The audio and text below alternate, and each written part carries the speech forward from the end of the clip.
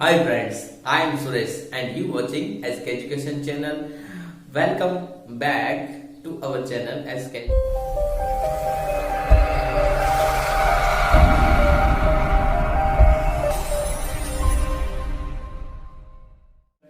Friends SK education channel ની અંદર ફરી એકવાર આપનું હાર્દિક સ્વાગત છે.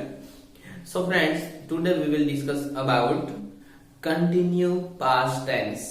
મિત્રો આજે આપણે ચાલુ ભૂતકાળ વિશે ચર્ચા કરીશું. તો ચાલુ ભૂતકાળ છે ક્યારે વપરાય, તો in which situation is this tense used, કઈ પરિસ્થિતિની અંદર આ કાળ વપરાય છે. તો ખાસ તમે લખી વાળજો કે ભૂતકાળમાં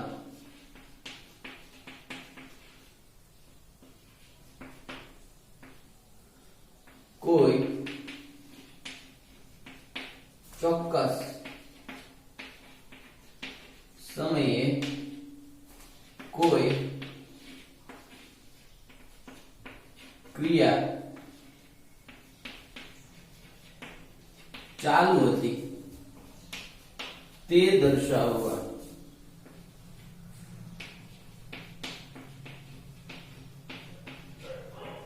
માટે ચાલુ ભૂતકાળ વપરાય છે.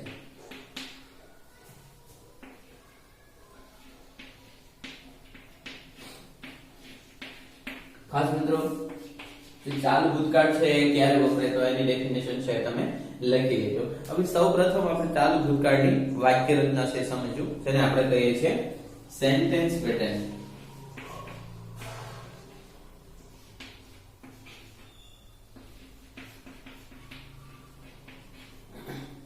સેન્ટેન્સ પેટર્ન એટલે કે વાક્ય રચના. હવે ચાલુ ભૂતકાળની સૌપ્રથમ વાક્ય રચના આપણે ત્રણ પ્રકારની જોવાની છે: હકાર, નકાર અને પ્રશ્ન. હકારને ઇંગ્લિશમાં આપણે એસેટિવ, નકારને નેગેટિવ અને પ્રશ્નાર્થને ઇન્ટ્રોગેટિવ. સૌપ્રથમ આવશે સબ્જેક્ટ એટલે કે કર્તા.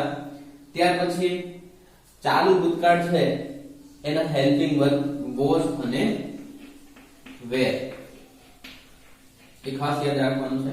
પ્લસ VING એટલે કે વર્બની પાછળ ING વાળું એટલે કે વર્તમાન પ્રધાન સ્વરૂપ. ત્યારબાદ ઓબ્જેક્ટ એટલે કે કર્મ અને અધર વર્ડ્સ એટલે કે અન્ય શબ્દ. હવે જોઈએ નકાર. તો નકારની અંદર આપણને ખબર છે કોઈ પણ સેન્ટેન્સ નું અથવા તો કોઈ પણ વાક્યનો નકાર બનાવવો હોય તો હેલ્પિંગ વર્બ પછી શું મૂકી દેવાનું છે? નોટ, અથવા તો વર્બની આગળ શું મૂકવાનું? નોટ. તો subject plus was verb plus not plus verb નો ING વાળું form plus object plus other words. હવે પ્રશ્નાર્થ બનાવવો છે, ઇન્ટ્રોગેટિવ સેન્ટેન્સ. તો પ્રશ્નાર્થ બનાવવા માટે શું કરશું? તો કે હેલ્પિંગ વર્બ છે એટલે કે જે સહાયકારક ક્રિયાપદ છે એને શું લઈ લઈશું આગળ, કે વોઝ અથવા તો verb plus subject plus VING object plus other words plus question mark. પ્રશ્નાર્થ ચિહ્ન મૂકશું કેમ કે ઇન્ટ્રોગેટિવ સેન્ટેન્સ છે. હવે મિત્રો આના ઓળખ દર્શક શબ્દો, ખાસ કે ભાઈ આપણે આ વાક્યને ઓળખવું હોય તો એના ઓળખ દર્શક શબ્દો શું છે?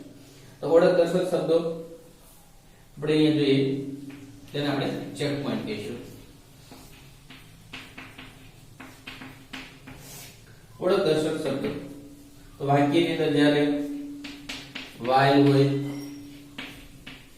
when હોય,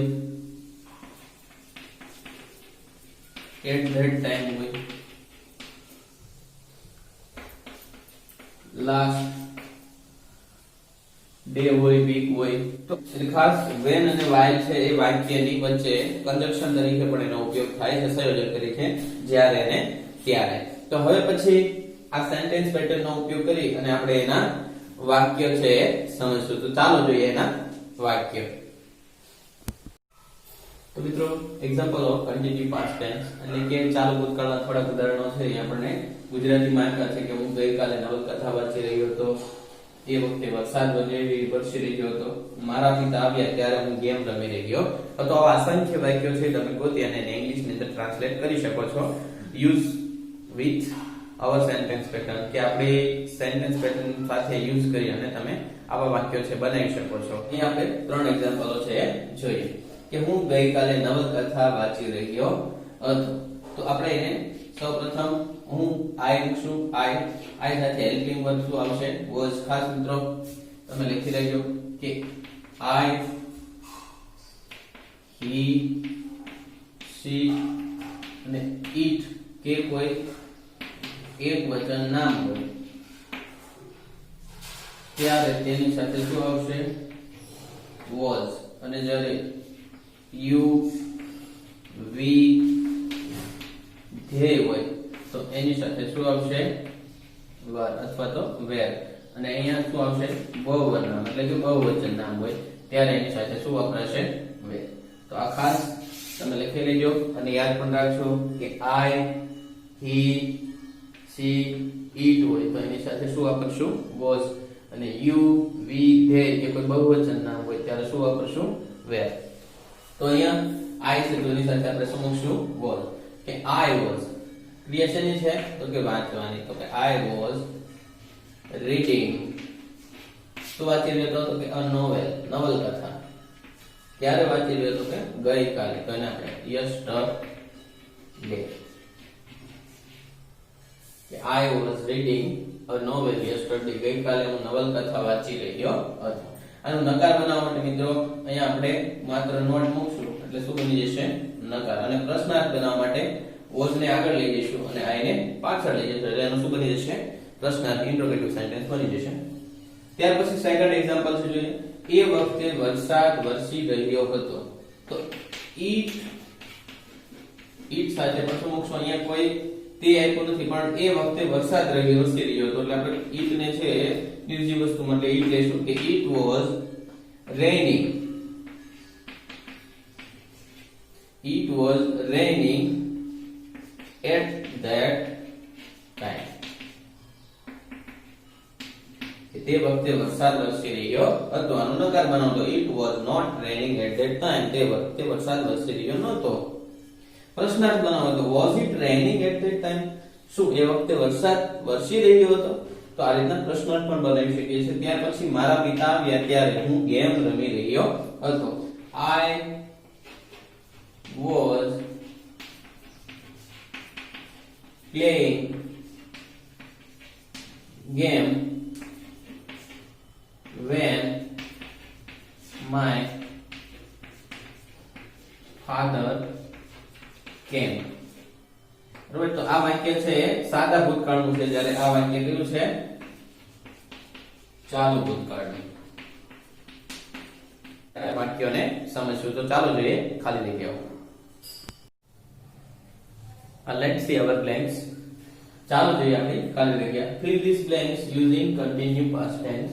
ચાલુ ભૂતકાળનો ઉપયોગ કરીને આ ખાલી જગ્યા પૂરો. તો સૌપ્રથમ ખાલી જગ્યા છે આપણે જોઈએ. રાજ ખાલી જગ્યા not his field. field એટલે કે ખેતર. ખેતર અથવા તો પાડી કહી શકો છો. પ્લગ એટલે ખેડવું. રાજ અહીં આપણને ખબર છે કે ચાલુ ભૂતકાળ છે તો ચાલુ ભૂતકાળની વાક્ય રચના શું છે? was, were plus ing. અને નકાર હોય તો અહીંયા શું મૂકવાનું છે? not. તો સૌપ્રથમ રાજ ખાલી જગ્યા not. તો અહીંયા આપણે was, were plus not plus ing. તો રાજ છે ત્રીજો પુરુષ એકવચન છે તો હંમેશા આપણે શું મૂકશું? was. કે રાજ was not. પ્લગ છે એનું શું થઈ જાય છે? plucking. કે રાજ was not plucking his field. રાજ તેનું ખેતર ખેડી રહ્યો નથી. ત્યાર પછી સેકન્ડ એક્ઝામ્પલ ખાલી જગ્યા રાજેશ ખાલી જગ્યા કરેક્ટલી રીડ. તો રીડ છે એટલે કે વાંચવું. કરેક્ટલી એટલે સાચી રીતે. તો અહીંયા રાજેશ પાછું આવ્યું ત્રીજો પુરુષ એકવચન. હવે પ્રશ્નાર્થ વાક્ય છે તો આપણે was ને સૌપ્રથમ મૂકશું. એકવચન છે એટલે ત્રીજો પુરુષ એકવચન. was રાજેશ રીડ નું થઈ જશે મિત્રો read. તો was રાજેશ રીડિંગ કરેક્ટલી? શું રાજેશ સાચી રીતે વાંચી રહ્યો છે. ત્યાર પછી થર્ડ એક્ઝામ્પલ છે ધ ટીચર ખાલી જગ્યા ઇંગ્લિશ લાસ્ટ ડે. તો ટીચર એ પણ ત્રીજો પુરુષ એકવચન છે, તો એ ટીચર સાથે શું મૂકશું આપણે? વોઝ. પણ જો અહીંયા ટીચર્સ હોત તો આપણે અહીંયા શું મૂકીએ? ટીચર્સ હોત તો અહીં શું મૂકીએ? વેર. પણ અહીંયા આપણને શું આપ્યું છે? ઓન્લી ફોર ટીચર્સ છે, એટલે આપણે શું મૂકશું અહીંયા? વોઝ. The teacher was. ટીચ નું શું થઈ જશે? ટીચિંગ, એટલે શીખવવું. ઇંગ્લિશ લાસ્ટ ડે, એટલે કે ગયા દિવસે અથવા તો છેલ્લા દિવસે છે શિક્ષકે અમને ઇંગ્લિશ શીખવી રહ્યા હતા, અથવા તો છેલ્લા દિવસે છે શિક્ષક અમને અંગ્રેજી શીખવી રહ્યા હતા. ત્યાર પછી નેક્સ્ટ છે રીના ખાલી ગયા નોટ એટ ધેટ ટાઈમ. તો રીના સ્ત્રી છે, ત્રીજો પુરુષ એકવચન છે, તો અહીંયા આપણે શું મૂકશું? Was. Reena was not sing નું શું થઈ જશે? સિંગિંગ એટ ધેટ ટાઈમ, કે તે વખતે રીના ગીત ગાઈ રહી નહોતી. ત્યાર પછી લાસ્ટ એક્ઝામ્પલ જોઈએ કે આઈ ખાલી જગ્યા ક્રિકેટ વેન માય ફાધર સો મી. મિત્રો ખાસ અહીંયા વેન સંયોજક વાળું કોઈ કહેવું છે, પ્લે છે, તો આપણે આખું વાક્ય ધ્યાનમાં લેવાનું, ખાલી જોવાનું છે કરતા, પછી આપણે શું કોણ છે? વોઝ, અને પ્લે નું પ્લેઇંગ. કે આઈ વોઝ પ્લેઇંગ ક્રિકેટ, કે જ્યારે હું ક્રિકેટ રમી રહ્યો હતો. વેન માય ફાધર સો મી, એટલે કે જ્યારે મારા પિતાએ મને જોયો ત્યારે હું શું કરી રહ્યો હતો? ક્રિકેટ રમી રહ્યો હતો. અથવા તો તમે એમ પણ કહી શકો કે જ્યારે હું ક્રિકેટ રમી રહ્યો હતો ત્યારે મારા પિતાએ મને જોયો હતો. તો મિત્રો ખાસ તમે પણ આવી વધારાની ખાલી જગ્યાઓ છે પૂરજો, અને એની પ્રેક્ટિસ મોર ધેન મોર કરજો, વધારે ને વધારે કરજો, કેમ કે વારંવાર પ્રેક્ટિસ કરવાથી સફળતા છે એ મળે છે. Try will be success. અને મિત્રો જો તમને અમારો વિડીયો ગમ્યો હોય તો ખાસ લાઈક કરી દેજો, બીજા મિત્રોને શેર કરજો અને સબસ્ક્રાઇબ કરજો. ફરી મળીશું નવા વિડીયો સાથે. ત્યાં સુધી જય હિન્દ, જય ભારત.